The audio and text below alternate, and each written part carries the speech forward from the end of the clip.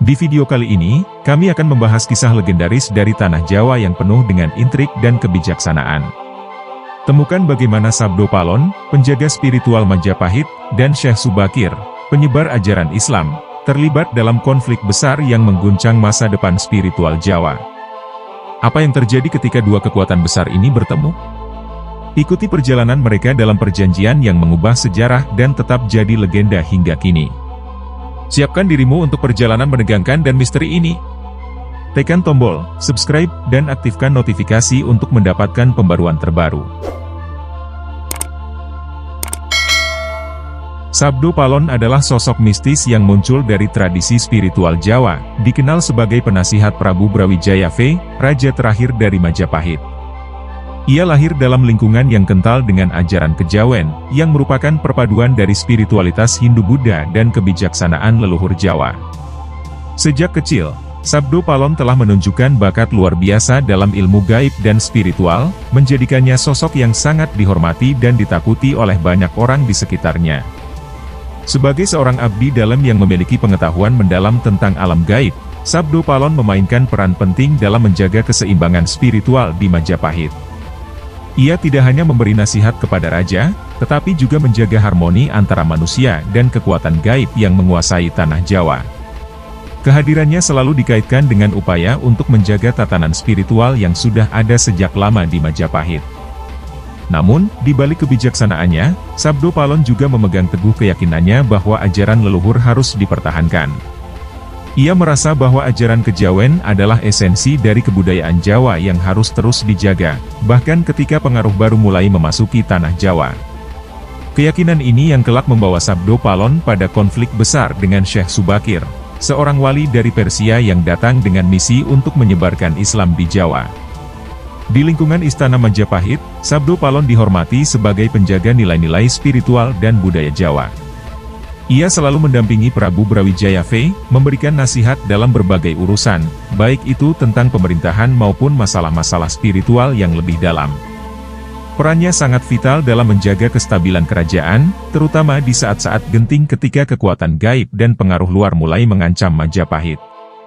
Sabdo Palon juga dikenal sebagai pelindung ajaran kejawen, ajaran yang telah lama menjadi dasar kehidupan spiritual masyarakat Jawa.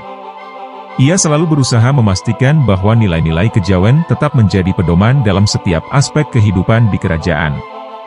Sabdo Palon sering mengadakan ritual dan upacara spiritual untuk memastikan bahwa hubungan antara manusia dan alam gaib tetap harmonis. Namun, di balik semua itu, Sabdo Palon merasa bahwa waktunya di Majapahit mulai menipis.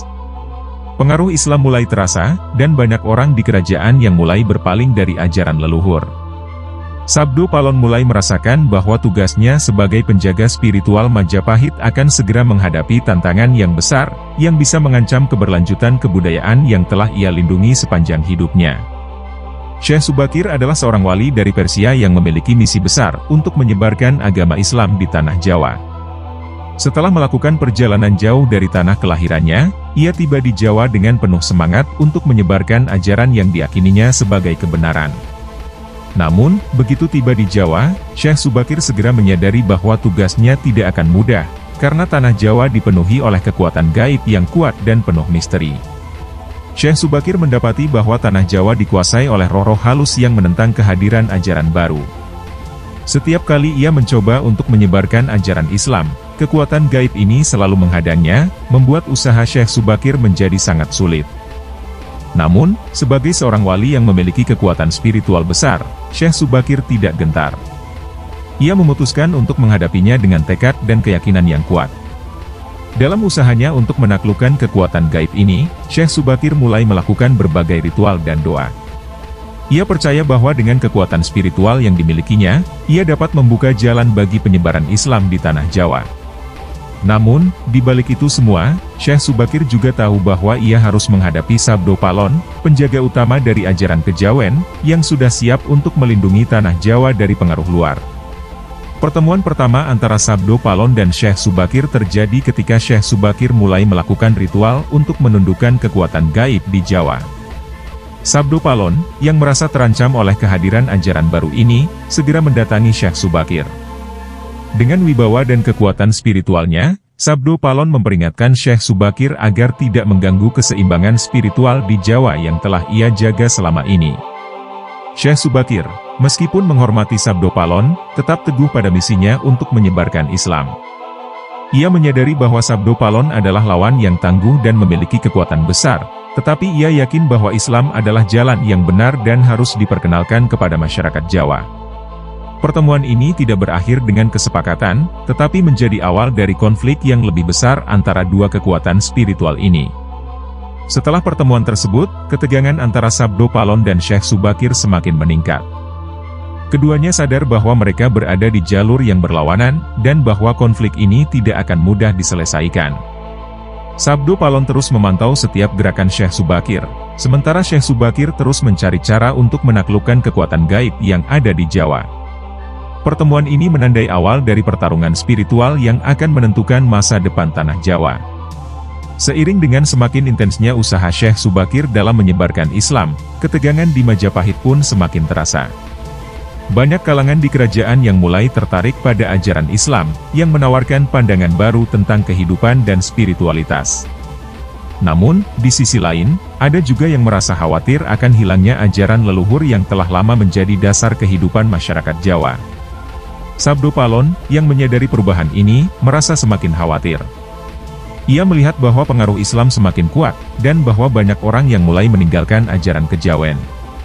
Sabdo Palon merasa bahwa ia harus melakukan sesuatu untuk melindungi kebudayaan dan spiritualitas Jawa yang telah ia jaga selama ini.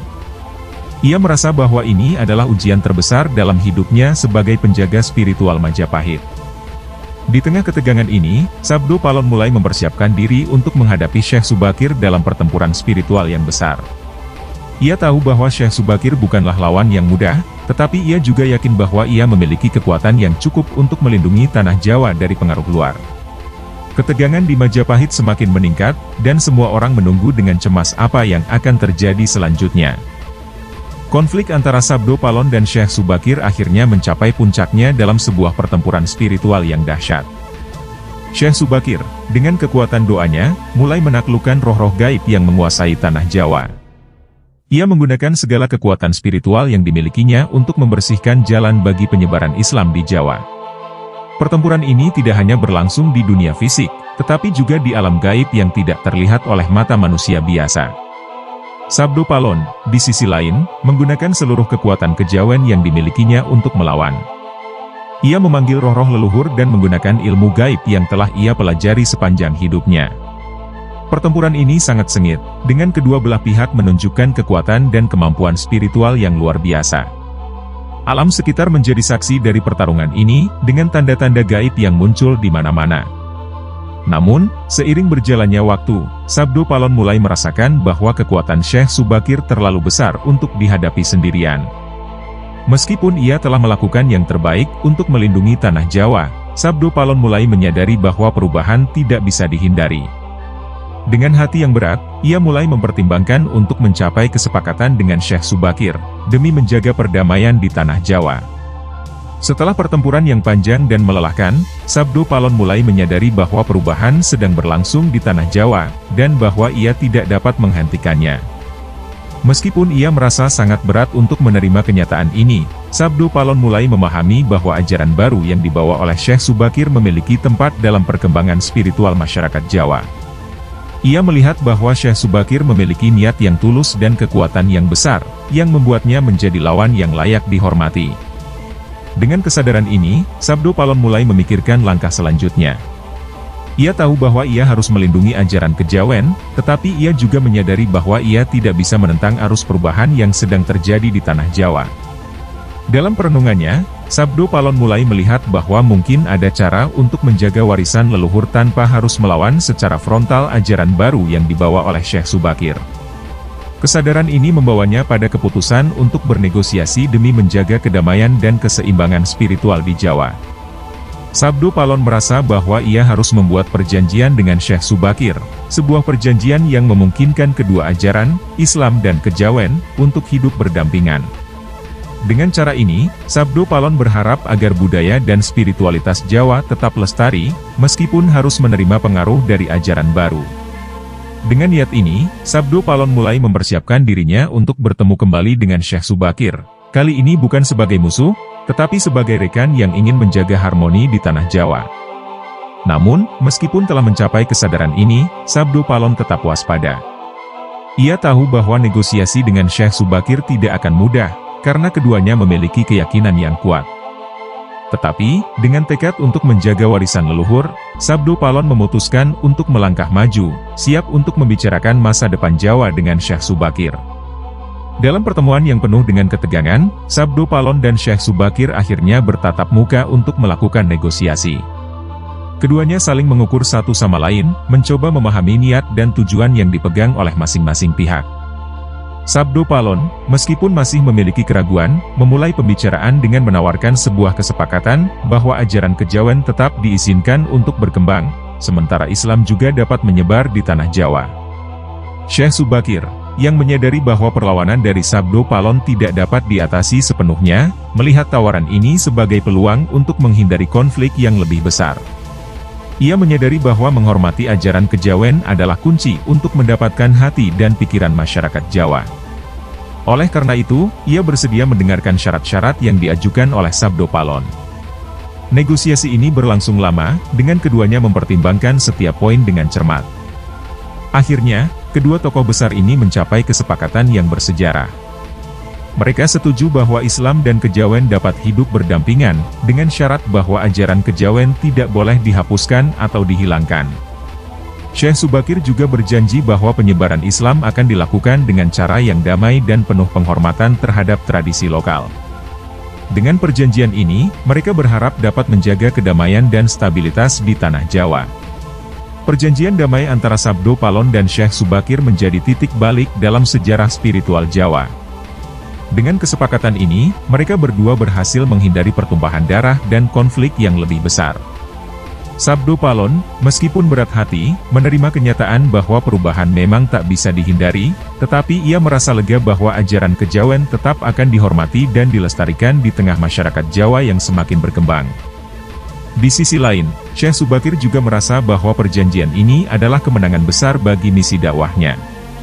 Ia berhasil menyebarkan Islam di tanah Jawa tanpa harus menghapuskan tradisi dan budaya yang telah ada sebelumnya. Perjanjian ini juga memberikan legitimasi kepada ajaran Islam di mata masyarakat Jawa, yang melihat bahwa ajaran ini tidak bermaksud untuk menghancurkan warisan leluhur mereka. Namun, perjanjian ini bukan hanya tentang damai dan harmoni. Sabdo Palon mengingatkan Syekh Subakir bahwa jika suatu saat ajaran kejawen dilupakan atau dihilangkan, ia akan kembali menagih janji. Sumpah ini diucapkan dengan penuh wibawa, menandakan bahwa meskipun perjanjian telah tercapai, Sabdo Palon tetap waspada terhadap masa depan. Perjanjian ini menjadi dasar bagi hidup berdampingannya ajaran Islam dan kejawen di Jawa, menciptakan sinergi unik yang terus bertahan hingga kini. Dengan tercapainya perjanjian damai, Sabdo Palon merasa bahwa tugasnya sebagai penjaga spiritual Majapahit telah selesai. Ia memutuskan untuk mengundurkan diri dari kehidupan duniawi dan kembali ke alam gaib, tempat ia berasal. Sebelum pergi, Sabdo Palon memberikan pesan terakhir kepada Prabu Brawijaya V, mengingatkan Raja untuk selalu menjaga keseimbangan antara tradisi lama dan ajaran baru yang mulai menyebar di tanah Jawa. Setelah memberikan pesan terakhirnya, Sabdo Palon menghilang dari dunia manusia bersama dengan para pengikutnya yang setia. Mereka memasuki alam gaib, meninggalkan dunia fisik untuk selama-lamanya. Namun, sebelum sepenuhnya menghilang, Sabdo Palon mengucapkan sumpah bahwa ia akan kembali menagih janji jika suatu hari nanti ajaran kejawen mulai dilupakan atau tidak dihormati lagi. Kepergian Sabdo Palon menandai akhir dari sebuah era dalam sejarah Jawa.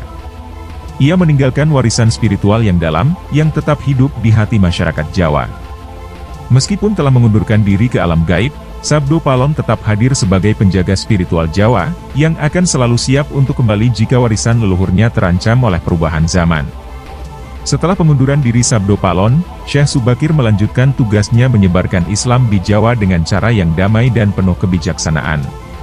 Perlahan tapi pasti, ajaran Islam mulai diterima oleh masyarakat Jawa, yang melihat bahwa ajaran ini tidak bertentangan dengan nilai-nilai kejawen yang telah mereka anut selama ini. Syekh Subakir dan para wali lainnya bekerja keras untuk mengintegrasikan ajaran Islam ke dalam kehidupan sehari-hari masyarakat Jawa, tanpa menghilangkan identitas budaya mereka. Proses penyebaran Islam ini berlangsung dengan lancar, berkat perjanjian damai yang telah dicapai antara Syekh Subakir dan Sabdo Palon. Masyarakat Jawa, yang sebelumnya merasa khawatir, mulai melihat Islam sebagai bagian dari kehidupan mereka yang baru, tetapi tetap mempertahankan nilai-nilai kejawen yang telah menjadi akar budaya mereka. Ajaran Islam diterima dengan hati yang terbuka, dan banyak orang mulai memeluk agama ini sebagai bagian dari perjalanan spiritual mereka. Dalam proses ini, Syekh Subakir dan para wali lainnya juga menghormati tradisi kejawen dengan memasukkan unsur-unsur budaya lokal ke dalam ajaran Islam. Ini menciptakan sebuah sinkretisme yang unik, di mana unsur-unsur Islam dan kejawen hidup berdampingan dan saling melengkapi. Jawa menjadi tanah di mana dua tradisi besar ini menyatu, menciptakan sebuah kebudayaan yang kaya dan beragam. Meskipun Sabdo Palon telah mengundurkan diri ke alam gaib, ajarannya tetap hidup dalam masyarakat Jawa. Nilai-nilai kejawen yang telah ia ajarkan selama bertahun-tahun tetap dipelihara dan dihormati oleh generasi penerus. Ajaran kejawen ini terus diajarkan dari generasi ke generasi, menjadi bagian tak terpisahkan dari identitas budaya Jawa. Sabdo Palon, meskipun tidak lagi hadir secara fisik, tetap menjadi simbol dari kebijaksanaan leluhur yang terus hidup di hati masyarakat. Warisan Sabdo Palon tidak hanya terbatas pada ajaran kejawen, tetapi juga pada sikapnya yang bijaksana dalam menghadapi perubahan. Perjanjian damai dengan Syekh Subakir menjadi contoh bagaimana dua tradisi yang berbeda bisa hidup berdampingan tanpa saling menghancurkan. Masyarakat Jawa belajar dari Sabdo Palon bahwa perubahan bisa diterima, selama nilai-nilai inti tetap dijaga dan dihormati. Sebagai simbol dari kebijaksanaan leluhur, Sabdo Palon juga menjadi inspirasi bagi banyak orang dalam menjaga keseimbangan antara tradisi dan modernitas. Banyak orang Jawa yang terus menjalankan ajaran kejawen dalam kehidupan mereka sehari-hari, sambil tetap terbuka terhadap pengaruh baru. Warisan Sabdo Palon menjadi bukti bahwa budaya dan spiritualitas Jawa masih kuat, meskipun telah melalui banyak perubahan sepanjang sejarah. Seiring berjalannya waktu, masyarakat Jawa terus hidup dalam keseimbangan antara Islam dan kejawen. Namun, legenda tentang janji Sabdo Palon untuk kembali jika ajaran kejawen mulai dilupakan terus hidup dalam ingatan banyak orang. Kisah ini menjadi semacam peringatan bagi masyarakat Jawa untuk selalu menjaga warisan leluhur mereka, meskipun dunia terus berubah dan berkembang. Janji ini juga menjadi simbol dari kekuatan spiritual yang tidak pernah pudar. Banyak orang Jawa yang percaya bahwa Sabdo Palon masih mengawasi mereka dari alam gaib, memastikan bahwa ajaran kejawen tetap dihormati. Keyakinan ini membuat masyarakat Jawa terus menjaga tradisi dan nilai-nilai kejawen dalam kehidupan sehari-hari mereka. Upacara adat, ritual kejawen, dan berbagai bentuk kesenian tradisional tetap dijalankan dengan penuh semangat, sebagai bentuk penghormatan kepada warisan leluhur yang telah diwariskan oleh Sabdo Palon. Janji Sabdo Palon tidak hanya menjadi legenda, tetapi juga menjadi motivasi bagi masyarakat Jawa untuk menjaga identitas budaya mereka di tengah arus modernisasi yang semakin kuat. Di sisi lain, janji Sabdo Palon juga menjadi pengingat bagi para pemimpin dan tokoh agama untuk selalu menjaga harmoni antara tradisi kejawen dan ajaran Islam. Mereka menyadari bahwa jika keseimbangan ini terganggu, maka akan ada konsekuensi yang harus dihadapi. Dengan demikian, para pemimpin ini terus berupaya untuk menjaga dan melestarikan nilai-nilai kejawen, sambil tetap memajukan ajaran Islam di Jawa. Janji Sabdo Palon ini, meskipun hanya sebuah legenda, memiliki kekuatan yang sangat besar dalam membentuk sikap dan pandangan hidup masyarakat Jawa. Ia menjadi semacam penjaga spiritual yang tak terlihat, yang memastikan bahwa tradisi dan budaya leluhur tetap hidup dan dihormati oleh generasi penerus. Warisan ini menjadi bagian penting dari identitas Jawa, yang terus dijaga dan diwariskan dari generasi ke generasi. Syekh Subakir, setelah berhasil menyebarkan ajaran Islam di Jawa dengan cara yang damai, akhirnya memutuskan untuk kembali ke asalnya di tanah Persia. Sebelum meninggalkan Jawa, ia memberikan pesan kepada para wali dan ulama yang ada di Jawa untuk terus melanjutkan tugasnya dalam menyebarkan Islam dengan cara yang bijaksana dan penuh penghormatan terhadap tradisi lokal. Syekh Subakir percaya bahwa Islam akan semakin kuat jika mampu berakar dalam budaya yang telah ada di tanah Jawa. Peninggalan Syekh Subakir di Jawa tidak hanya berupa ajaran Islam yang mulai berkembang pesat, tetapi juga sikap kebijaksanaan dalam menghadapi perbedaan. Pengaruhnya terhadap cara penyebaran Islam di Jawa sangat besar, di mana Islam berhasil diterima oleh masyarakat Jawa tanpa menimbulkan konflik besar dengan tradisi kejawen. Warisan ini terus dijaga oleh para wali dan ulama yang meneruskan ajarannya, menciptakan sebuah sintesis unik antara Islam dan budaya Jawa. Syekh Subakir juga meninggalkan jejak yang mendalam dalam sejarah spiritual Jawa. Namanya dikenal sebagai salah satu tokoh penting yang membawa perubahan besar di tanah Jawa, namun dengan cara yang damai dan penuh kebijaksanaan. Warisan ini terus hidup dalam ingatan masyarakat Jawa, yang menghormati dan mengingatnya sebagai sosok yang berjasa dalam menyebarkan ajaran Islam dengan cara yang bijaksana. Seiring berjalannya waktu, Jawa menjadi contoh bagaimana dua tradisi besar, Islam dan kejawen, bisa hidup berdampingan dalam harmoni. Masyarakat Jawa, dengan kebijaksanaan yang diwariskan oleh Sabdo Palon dan Syekh Subakir, berhasil menjaga keseimbangan antara dua ajaran ini. Harmoni ini tidak hanya terlihat dalam kehidupan spiritual masyarakat, tetapi juga dalam berbagai aspek kehidupan sehari-hari, seperti seni, adat istiadat, dan upacara-upacara tradisional. Harmoni ini tercipta karena adanya kesadaran bahwa baik ajaran Islam maupun kejawen memiliki nilai-nilai yang saling melengkapi. Islam memberikan panduan moral dan spiritual yang kuat, sementara kejawen memberikan identitas budaya yang dalam dan kaya.